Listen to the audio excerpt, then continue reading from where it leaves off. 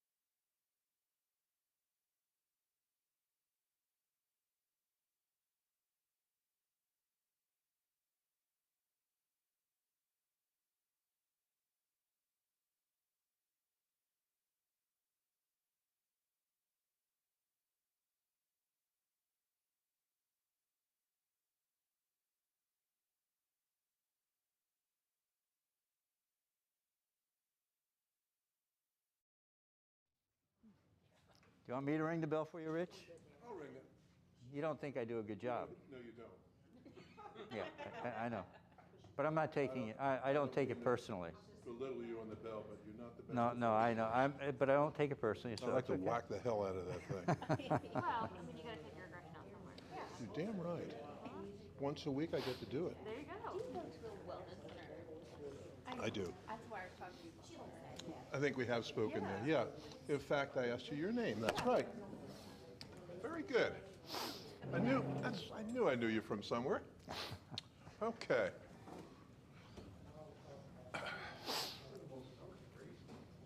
About ready, Hank? We have probably the two most intelligent camera people I know. That's the way to ring that thing. All right, please rise. Please swallow what you're eating. And let's start with the Pledge of Allegiance. I pledge allegiance to the flag of the United States of America and to the republic for which it stands, one nation, under God, indivisible, with liberty and justice for all. Nicely done. Let's do our four-way test of the things we think, say, or do. First, is it the truth? Second, is it fair to all concerned? Third, will it build goodwill and better friendships?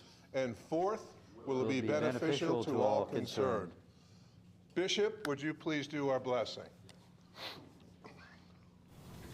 Our Father in heaven, we're grateful this day for the blessings that we have living in this land and in this community. We're grateful for the opportunity we have to be in this club and to serve not only in this community but locally as well. We ask that blessing to be upon us, on this food, and on this club, especially upon this country and also those that are at war right now and these places where aggression is taking place. I see bless those in Ukraine that they would be protected as best they can be. I see to guide us in all that we do this day. In the name of Jesus Christ, amen. Amen. Please be seated. Thank you, Carter. You want to sit with us?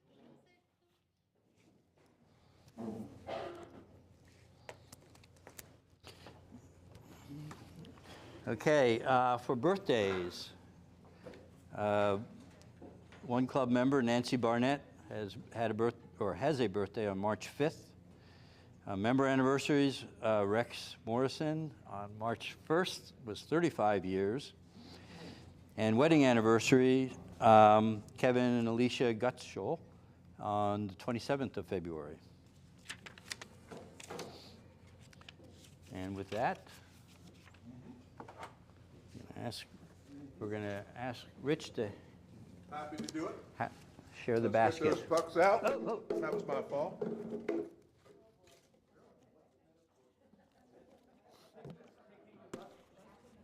Thank you. We know what the dollars are used for those new folks here, to eradicate polio. Excellent. I'll start with this young lady right here. It's a beautiful day. Boy, it Happy. is. What an incredible day. Yeah. We should all be happy. Yeah. Thank you. Appreciate that. I'm gonna Desiree? piggyback on that and say the same thing. 60 degrees in March, what? Still take it. Pretty amazing. I think I got a suntan today sitting out back. Bishop? I'm happy that I went to the eye doctor today and my eyes still work. All right. Aye. Yeah. I'm gonna do the weather, because why wouldn't you? Right. Good point. 100%. Nicely done. Beth? Gonna do a happy dollar for the many things I take for granted daily as I watch with concern the things that people in Ukraine are being deprived It's of. a sad, sad situation. Well, Yeah, I'm going to Rod? follow that. I think that's a good reminder of all the blessings we have. you bet. we got it made. We do don't have it always realize that. Number one, It was so pretty. I went for a walk today, a lunch. you got paid to walk? Jeez, it's a good deal. My favorite bank, though, what can I say? You're allowed. Just happy to be here this evening with everybody. Nice to have you. And Stevie? Just happy. Another 100% table, looking good. Yes, sir? I'll put in a happy dollar for Central's basketball. Oh, yeah. Keep up the great momentum. Play again Friday? Yes. Friday, I believe. Sounds right. It's exciting. Well, I have How two are you, happy Sally? dollars. Good to see you. Thank you. Yes, ma'am? Nice to be here. One, because at the moment, at least, COVID seems to be going down. Phew, we more hope than so. in our community. Yeah. And secondly, I also went to the eye doctor yesterday, and my eyes are also still working. The vino probably helps. No, ears are terrible, you mean? Yeah, Doc? yeah. Low, big bucks here. Happy dollar. One, I got to take the first bicycle ride of spring yesterday. I walked here today, which is just fabulous. Just fabulous. Third, I've seen the eye doctor, the dentist, and the orthopedist in the last couple weeks, and you know, all things are still go. So This is good. yeah. So, and yeah, that's good. We're glad to hear that, Doc. The two classy photographer guys here, very nice. Mr. Rick? I'm looking forward to Don's presentation. I understand he's going to take us page by page through Grey's Anatomy. What excitement. What excitement. Can't top that. Big Al? I, sir, am happy that my second grandson was born last week, and grandson and mama are doing great. Tell us about his name. Born 3 weeks premature. Mm-hmm. His name is Samuel James Rush, and if you are a history buff, Benjamin Rush is a signer of the Declaration of Independence, and my son-in-law is a direct descendant of Benjamin Rush. Benjamin Rush had 2 sons, so my son-in-law and daughter named their second son after Benjamin Rush's 2 sons, Samuel and James. Ah, neat. So Good story. Yes, sir. One for the good weather and the other one for Al's new grandson. Excellent. I think that's it. Good, 100%. Good job, folks, as usual. I'm going to, Kim, do you get this now, or give that to George then? Help pay for the meal? Oh, sorry, George. I know you do. Okay, the program, our own Dr. Don Heineman is going to present the program today. Yeah. I thought I was going to discuss anatomy, but I forgot the anatomy book, so maybe Rick will come out here and oh, never mind. I'll keep my mask on, but that's it. My second idea was to show you, I have a granddaughter that was born last May 30th, and she was also premature, a few gray hairs. And lo and behold, I have thousands of pictures that I thought I could, but no. Today I'm going to spend the next, most of you know me as a very energetic and happy guy, and that's both true. But I read a lot, and I always have. During my career, I mostly read should books, i.e. you should read this book on neurology or this book on emergency. And I didn't have much time for all the other eclectic books that I like. I've been retired now for some time, and Rich invited me to join his book club, and now Kim is there, and we've had others. And we read a bunch of books. Well, we read one book a month, and most of us read more than that. For the next 10, 12 minutes, I'm going to talk about 3 books that I really, really enjoyed in this past year. Then I'm going to open things up and have you guys comment either on the books or on what you're reading so that you can enlighten us all. The first book is it's a should book because all of us should know something about the climate. And this is Bill Gates's book on how to avoid a climate disaster. As you can see, it's about 220 pages or so. Bill Gates is not a climatologist, but he has become quite expert in the whole topic. And he's hired people to inform him, and he's thought about this and organized stuff. He's a numbers guy. He's also quite an optimist, which really puts him in my camp. My glass is almost always half full, not half empty. And you know, Bill comes in with this huge description of 51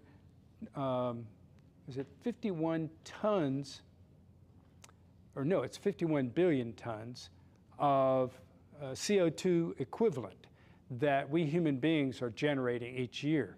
And that's what we're doing now in 2020. That's when and we need to get down to 0 in the next 30 years. Well, that's quite a goal, and it's intimidating. But he talks about what we have that's going to help us get there.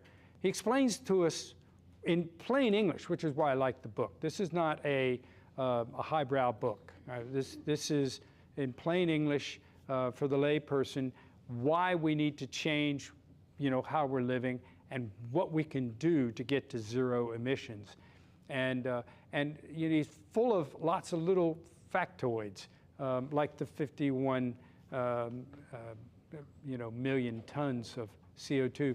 But he also talks about interesting things like cement and how much CO2 is generated by a ton of cement, and lots. And I'm going, and he throws in these little numbers like in the 100 years from 1900 to 1999, in the United States, it's estimated that we used to build various roads and buildings and dams 4 billion tons of cement. Well, that's a lot. We built a lot. But from 2000 to 2018, it's estimated that in China, they used 25 billion tons. So, we're escalating the wrong way. And he talks about that and about how we can address things with fission, for example, and the amount of energy. The fission is putting atoms together as opposed to splitting them apart. And it takes energy to put atoms together, but you get 10 times more energy out of your equation than you have to put into it. And so we think by the mid-30s, 2030s, we'll have fission generators, which is going to be a huge game changer for us. But we can't wait and just do that. So at any rate, that's my idea, isn't to give you a synopsis of every page in every book, but to whet your appetite. And Bill Gates is a should book. We all should know something about climate change. The second book, this was my most joyous book of the year. And this was actually picked by the book club for us to read. I'd read it 5 years ago. This is David McCullough, and he writes about the Wright brothers. And of course, we all know, about the Wright brothers. Oh yeah, they eventually learned how to fly. And so we know the ending, and we know that they started the aviation industry. What I didn't know was what wonderful people they were. The entire family, the dad, the sister, Wilbur and Orville, these were folks that were incredibly curious. They had a fabulous ability to look at problems and try to solve them, both mechanical and chemical and personality problems, and it was just a joy to read, and it made me proud to be an American. Honestly, it did, because these guys go overseas and they're treated like gods. And no, we don't need to just be wined and dined by kings and queens.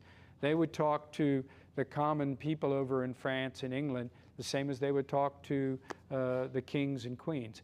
And the same thing here in America. They just, Wilbur at one point was getting ready to demonstrate flights outside of D.C., and all of Congress was there. It was a Sunday afternoon, and they had a couple of thousand dignitaries there and everything else. And Wilbur goes out and starts the engine, but first he checks the wind gauge. He says, no, 16 miles an hour. I don't fly over 12 miles an hour wind.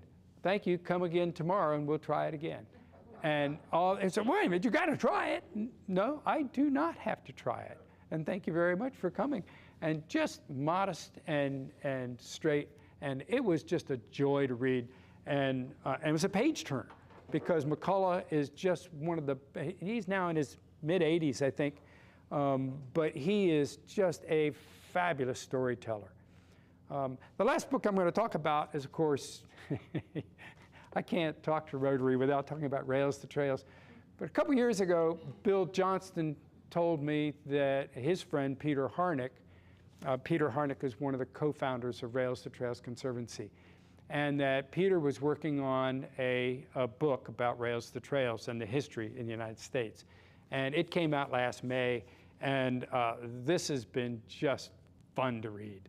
And so this is just a fun book to read. This has all sorts of information about railroads and why they're only flat.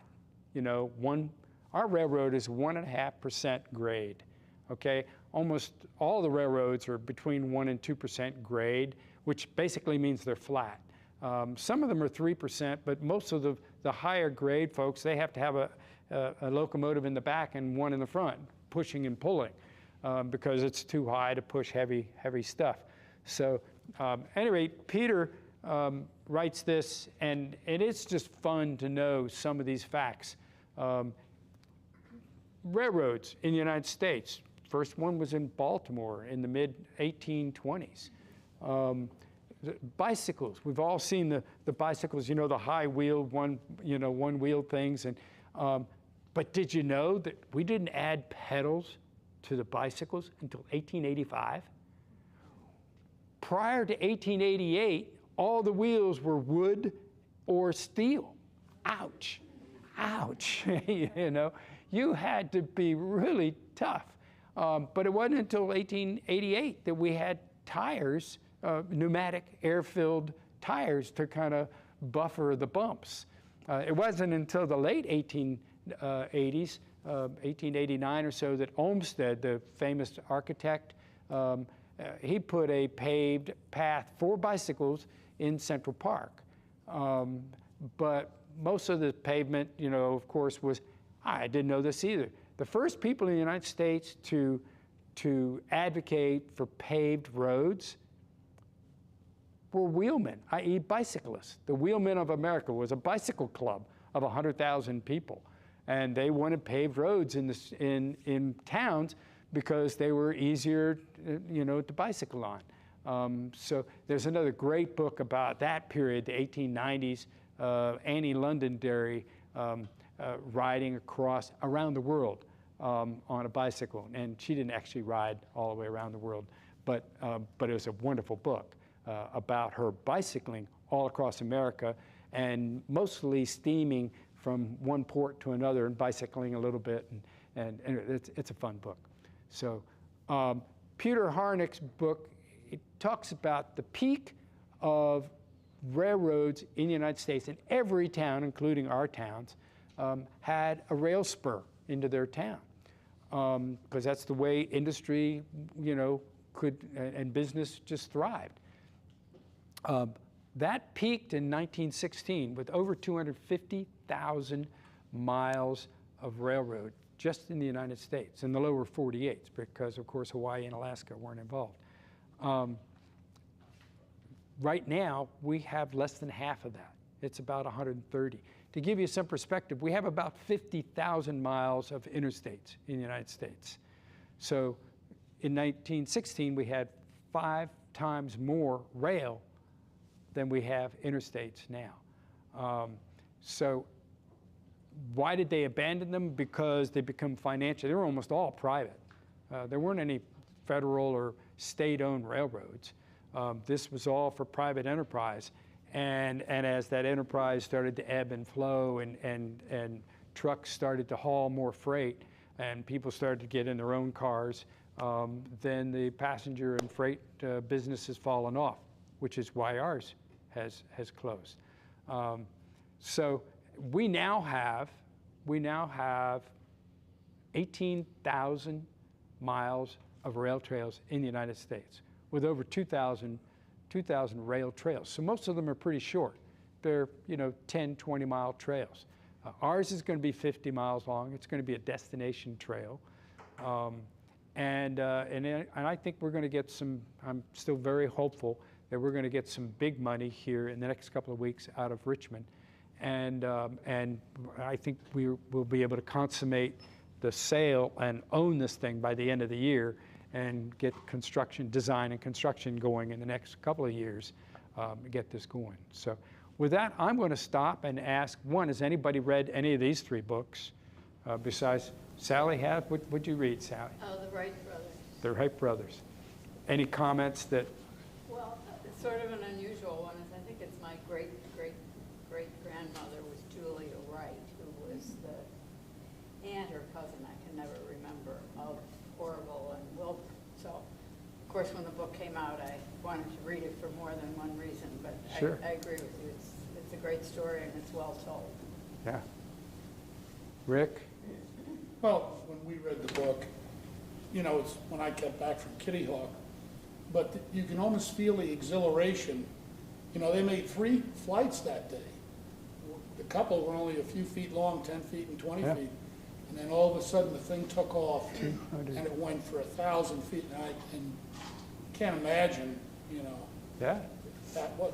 And then when they took his father up, and he had never been up in a plane before, and I forget where it was, in New Jersey or someplace, but he took his dad up, his first flight, and he said, "What do you think, Dad?" He said, "Higher, higher." And you know, this is a machine that has a bicycle chain moving the propeller, and the audacity of these people, and they just, you know, problem solvers. Yes. Dad was 80 years old when he went up in the airplane. You know, but yeah, and the mechanics of these things, you're right. It was a bicycle chain, and you know, just what we would refer to as curtains, you know, going around the wings. The courage that it took, especially after the crash in Arlington. You know, this guy was in the hospital and it took Orville a year to recuperate. Then he got back in the driver's seat and flew another airplane. So, anybody else read any of these books, or what are you guys reading? Al? I actually can read, which is a whole different subject. I have a question about the Bill Gates book. I just finished reading a book from a guy named Ben Steele, I've never heard of before. It's about the Marshall Plan and the advent of the Cold War. And the timing was pathetically uncanny because it really gives you some insight into the mind of a guy like Putin by 1948 or 49. The fear of NATO and Putin being a former KGB guy, it's so easy to see why he went derailed off in that direction. It's important that we stay on top of our history. And continue to learn because World War I was the Great War. It's never going to be anything as horrible as that again. And 20 years later, we know what happened. And every time we think that we're too advanced and too smart, and too civilized and everything else, that will never happen again. We're looking at, another lunatic operation. Humanity always creates a certain number of people who are, for whatever reason, so far out there that they're capable of building things that are just, we can't have. So, do you remember the name of the book you're referring to? That's all. It's just the guy's name is spelled funny. Ben, B-E-N-N-S-T-I-L-E. I've never heard of it before. It's not an easy read. The first 200 pages were a snore fest. It got so bogged down. The only thing that was fascinating is that politicians in 1945, 46, 47, just as horrible as they are today, just different names, infighting and bickering, and this is worldwide politicians trying to iron this thing out. It was really fascinating to see the dynamics, but it really provided some insight into the fear of NATO, the fear of the West that the Soviet Union had once the dust settled. Sure. But I have a question about Bill Gates' book, because I'm always engaged in this. So it starts off discussions, and it goes into an argument, debate, and then violent arguments with friends of mine about moving away from internal combustion to electrification, whether it's hydrogen or batteries or whatever. But one of the biggest things we see in this country is moving plants from electric generation from coal to natural gas. The French, and I'm not sure what they do, but the French generate over 90%, I think, of their electricity through cost-limited way to manage their spent fuel and not have the problems that all the rest of us have. What do you do with the contaminated product stuff? Does he talk at all in the book about that? Yeah, the spent fuel will be used to help do the fission, the fission generators. They can use, and we've got a couple hundred years of spent fuel that can be used for our fission while we're developing more technology to help, mitigate the climate change that we're already facing. So, and I don't remember the statistics for France's nuclear stuff, but it is dramatic. Yeah. Well, Germany has actually gone the other way since the Japanese disaster, and which was another story that's just spectacular, and as to why, how they were able to cool that reactor down. One of the things that we're worried about this past week, of course, with Chernobyl, is that it's now managed by a bunch of high school graduates from Russia that have guns. And, ooh, that's not smart. So, any other books that you guys really enjoy? Yes. Right now I'm reading, it's called The Color of Law, and it's like a really long title, like the history of how the U.S. government really created segregation. And I became interested in this book because last month was Black History Month, and my company had a lunch and learn, and we had the Black Veterans Coalition come and speak to us. And this is a book that they recommended, and it is truly fascinating to learn the real history of how segregation really came into existence. It's not what I was taught in school, and so I encourage you to. I wasn't committed to buy it. I rented it at the library, but I liked it so much that I have ordered it. So. Color of Moss?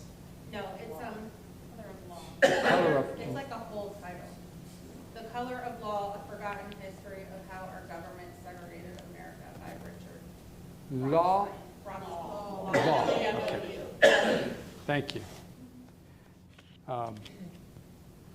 Other shoulds, coulds are fun. So I'm reading a book called When Mountains Sing. There have been a lot of books out there on World War II stories, and this one is a story of Vietnam. And it is a fictitious book, but it is based on the author interviewed many, many families and got firsthand experience, said the story is crafted based on these real stories. And it is the story of a family going through the Vietnam War. There have not been a lot of those books out about Vietnam. I was a teenager when Vietnam was going on, and so my understanding of the war is very different, and I wanted to learn more about it. I found it fascinating to be reading this story right now as war is taking part in Ukraine. It just has been a really good reminder of how devastating at how many levels war is. So Yeah, I'm it's enjoying it. just such chaos and such. I don't remember the author, but When Mountains Sing. I got it. So she Carter. brings up something I was just mentioning to my wife, since I was alive back for the Vietnam War.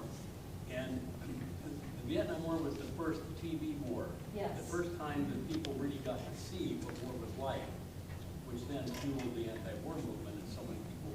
And I said to my wife, Ukraine is going to be the ultimate evil. We're going to see all kinds Internet of war, in real time. Yeah, we're going to see it in real time. So many things that people are going to go, war is terrible. Right. Yeah. I mean, we hear about it, but when you actually see people being killed, and it just... Yeah, it's not romantic. You don't, there's no more of this notion that you want to go off as a young man and come back with a scar that you're proud of because you should have seen the other guy. No, it's ugly and it's chaos and it's exhausting and it is mentally unbalanced. It's mentally just so unbalanced because you're constantly, in fear of the guy beside you or yourself getting injured. Or in World War II, you actually hope, and a lot of these guys hope to get injured, you know, a finger, a hand, a leg, you know, anything but in the groin or in the torso. They called them $1 million wounds.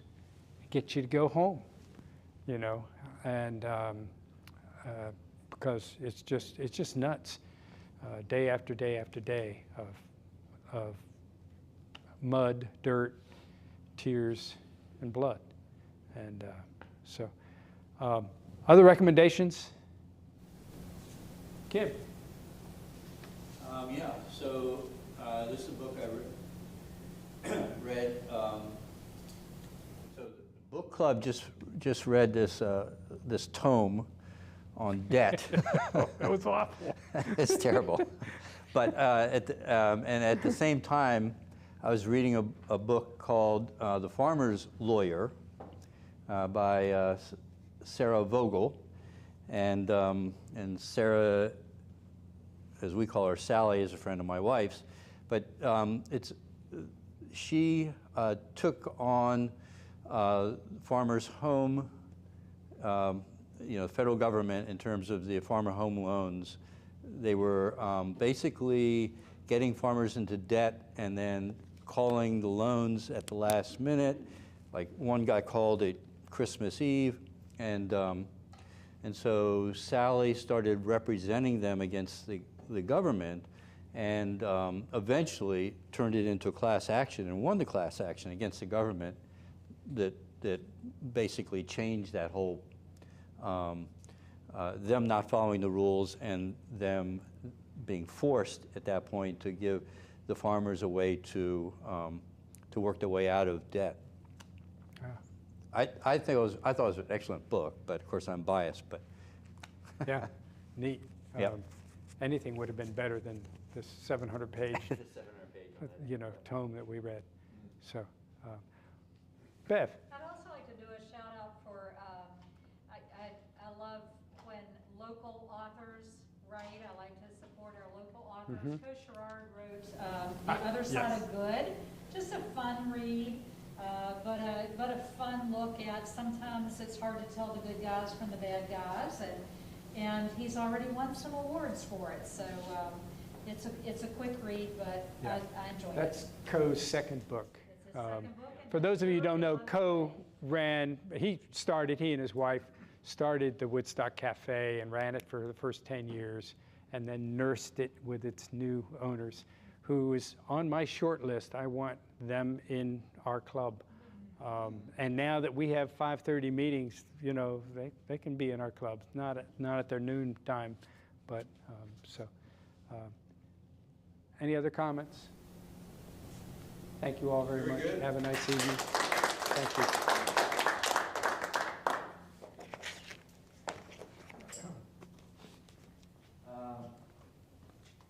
Very few other business to talk about, other than I want to remind everybody that I'm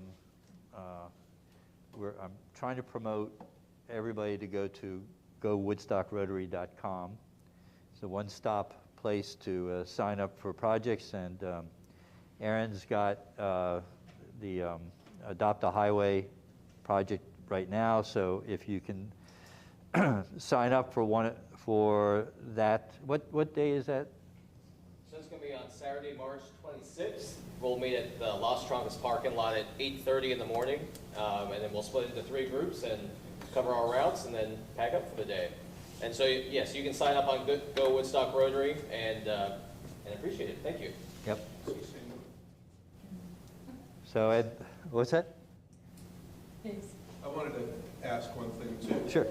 How many folks are planning on going to the district convention? Who? Are you able to go or not? I'm not sure.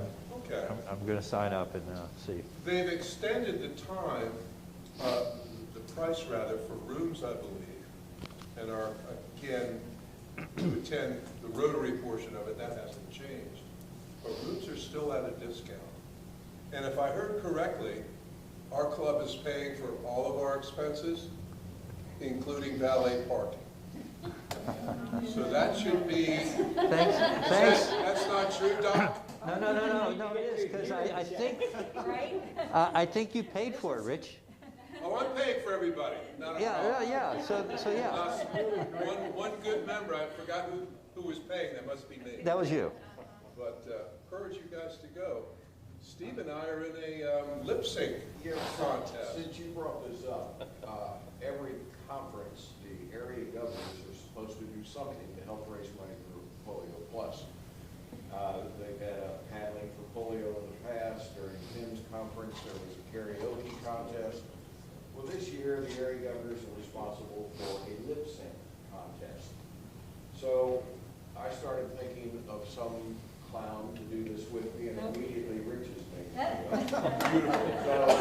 But we don't want to tell the act. But we will be doing a lip sync program to raise money for Polio Plus.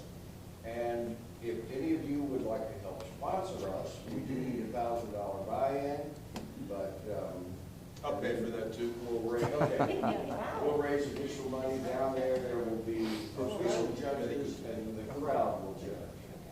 So we'll see what happens there. And as long as we're talking about the district conference, the other thing, because we're a large club, our club is obligated to provide 2 door prizes, approximately around $50.